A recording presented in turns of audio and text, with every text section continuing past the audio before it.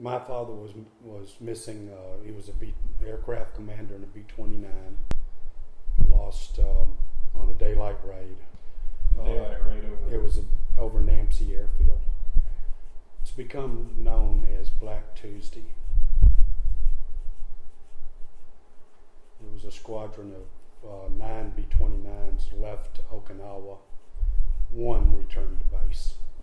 And so there were how many crew members in your father's plane? There were actually 13, which is more than what the B-29 normally carried. But they had observers on the plane as well. And how many were recovered? When the plane went down, 1 was picked up by an Australian frigate. 1 body was discovered in November or December on the mud flats. 5 of them were POWs and repatriated in 53. So the other 6 were still listed as missing in action till the end of the war. Never. So 5 made it back to the States. 6 made it back to the States. 5 that were POWs and 1 was picked up right after that. By the Australian, okay. So your father was listed MIA through the end of the war. And that's where we really got involved with this. Because of the entire crew, other than the 1 body that was recovered, he is the only member of the crew that the government has listed as KIA. Which means killed in action. And he has had numerous classifications.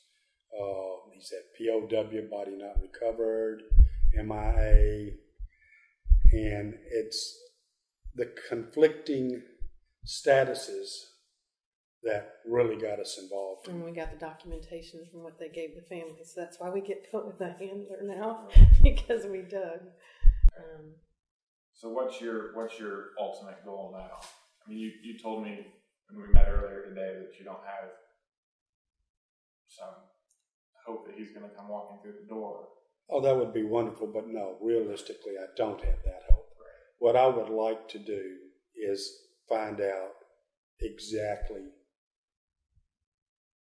why his status is what it is. If he was killed, or they labeled him that, what were the reasons, what were the circumstances behind him giving that designation? When was he given the KIA designation? That's iffy. We have a 1989 thing that was given to the family saying he was POW, so... Your dad listed as a POW in 1989. Mm-hmm. Okay. And then KIA, and it's flipped back and forth, and that's why we now have a handlers, because we ask so many questions, trying to get to the bottom of what's going on. And you want to know if he was alive after the plane went down? What? And we know everybody got out of the plane. My father had friends in the service who actually went and interviewed some of the returning POWs, went and interviewed the co-pilot that was on the plane. And everybody got out of the plane, so he did not go down with the plane. They saw all the chutes. Of course, being the aircraft commander, he would have been the last one out, making sure everybody else was out. And the aircraft commander was the pilot as well? Pilot as well, yes. Okay. Do you think that they're trying to keep something secret, or do you think it's just you're the victims of really bad record keeping?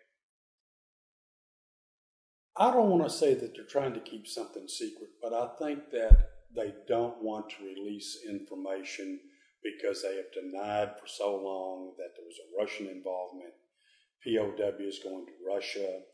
They don't want to step up and say, well, this did in fact happen. Personal for me for the Korean War, because my dad was in the Air Force too, and he was stationed in Alaska. He came home. I had my daddy, he didn't have his. So. And I just, it's one of the things, with all the stuff that's going on now, people disrespecting the flag and everything. I'm like,